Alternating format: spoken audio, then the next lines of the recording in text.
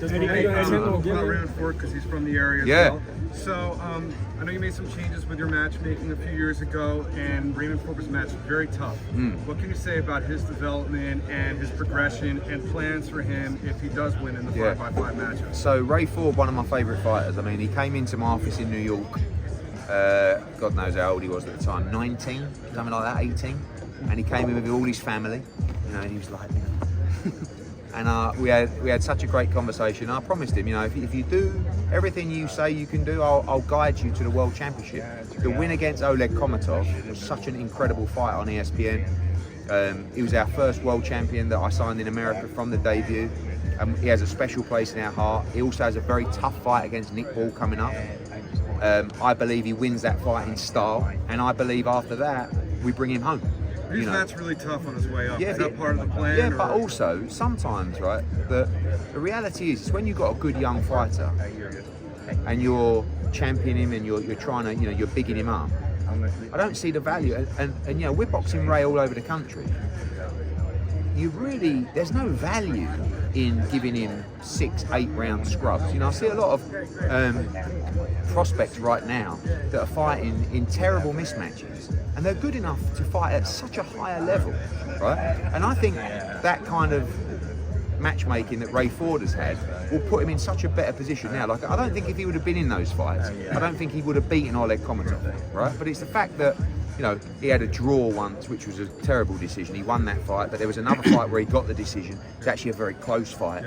But all of those experiences, fighting on the road, and you know, they've built him into what he is today. So matchmaking is key. Ray Ford, I think, is the best 126 pounder in the world. He won't be there for long. He'll be up at 130, whether it's the next fight or the one after that. So, but now you've got this little area, you know, I mean, you've got him, obviously from Camden. You've got also Khalil Coe from New Jersey. This kid can really fight our light heavyweight prospect. I believe he's going to be world champion, and he'll fight on this card as well. He's got a lot of support from New Jersey as well. So we've got a really nice team growing, and Ray Ford's a big part of it. And Raymond Ford, there were rumors, had the Crowley situation not worked itself out, Ben may have been sitting at the table today. Hey, is that true? Not really, no. I mean, you know, Crowley was the mandatory. We really want to get the mandatory boxed off because we want to make sure that we got the freedom after that to fight who we want. And I like the fact this Crowley, 22-0, talks a good game. He's undefeated. Good. He's with the PBC. Shout out to Louis DeCubas and Tom Brown. You know, we couldn't do a deal, and then we did a purse bid, and then I ended up paying less than I'd offered them, which I don't really understand, but it is what it is. And you know, Crowley's here to win, and Connor wasn't in the conversation for this date, but he wants to fight for the world title, and we have a champion at 147. Eddie, quick question for you. Inoue, is that possible? Sorry? I said Raymond Ford versus Inoue. Yeah, I mean, I think that Inoue, you know, I talked yesterday in Phoenix about Bam against Inoue. You know, Bam is going to move to bantamweight at some point. Obviously, I feel like Inoue is probably outgrowing even super bantam now as well, but he's probably going to move up to feather at some point.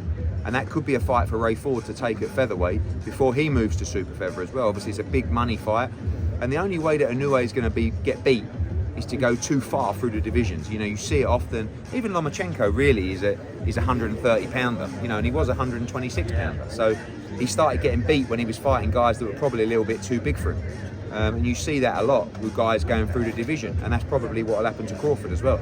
So, you know, Ray Ford against Inoue, absolutely, but got to get through Nick Ball on June the 1st. Eddie, question for you. Unable to get the fight with Canelo in September. What's the plan for him? Does he plan on getting in the ring for a legitimate threat? I think Berlanga against Munguia is a great fight. Right off the bat from yeah, absolutely, yeah, because I think at the end of the day, Munguia is not going to want to take a step backwards in smaller fights. That's a huge fight that can be made.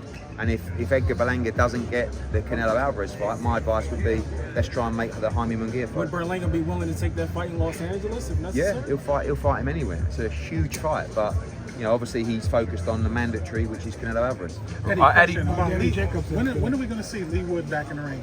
That's a good question. He actually messaged me this morning. So I'm seeing Ben Davison in Riyadh on Tuesday, and we're going to try and reignite this Josh Warrington fight. You know, back home, that's a big fight with a big rivalry, and obviously Lee couldn't make 126 anymore, had to vacate his belt.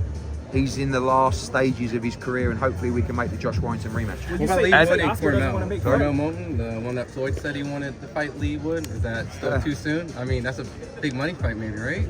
Obviously 3-0, 4-0 or something, I don't know. Do you like that potential fight? Because, you know, it'll be you and Floyd promoting. I mean, I watched him on the pads the other day. That's all I've seen of him, really. All looks nice, all this. Lee Wood's a proper You fighter. say Oscar doesn't want to make fights, so is this a realistic possibility to get Munguia and Berlanga? Well, hopefully, because really, DAZN, who is the boss of Oscar De La Hoya, should be, and me, but I don't mind saying it, that's the difference. No, one thing I tell you, right, the difference, it's very difficult for Oscar, being a superstar and being a pound for pound great, to understand that all these fighters are his bosses, right? You see, a fighter that I signed, Raymond Ford, the day that he signed a contract with me and he debuted in a 4-rounder, he was my boss. Ray Ford, at 19 years of age, in a 4-rounder. I worked for Ray Ford. All the way up to the top, of course, to the Canelos, to Ron Boots Ennis. He is my boss. I don't mind saying it, but you know these promoters, see like Bob Arum. You try and get Bob Arum to say that some kid in a 6-rounder is his boss. He fall over on the floor because they come from a different era where the promoter is boss. I don't agree with that at all.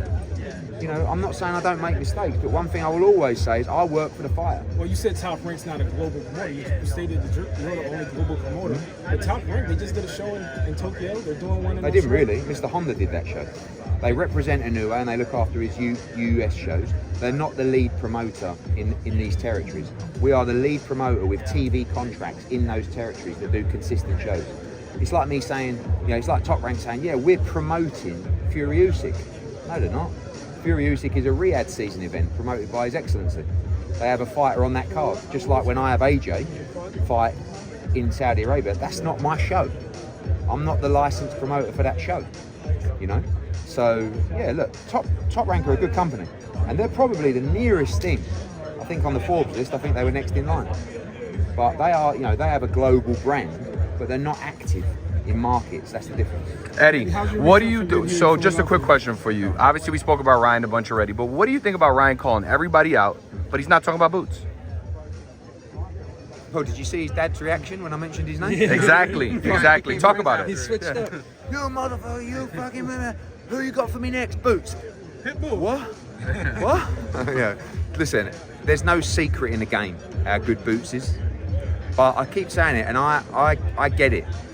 The only way these guys are gonna fight Boots, I'm talking about the big names, is if the money's there. And we got to build Boots into an attraction so that all of a sudden Ryan against Boots is a mega fight.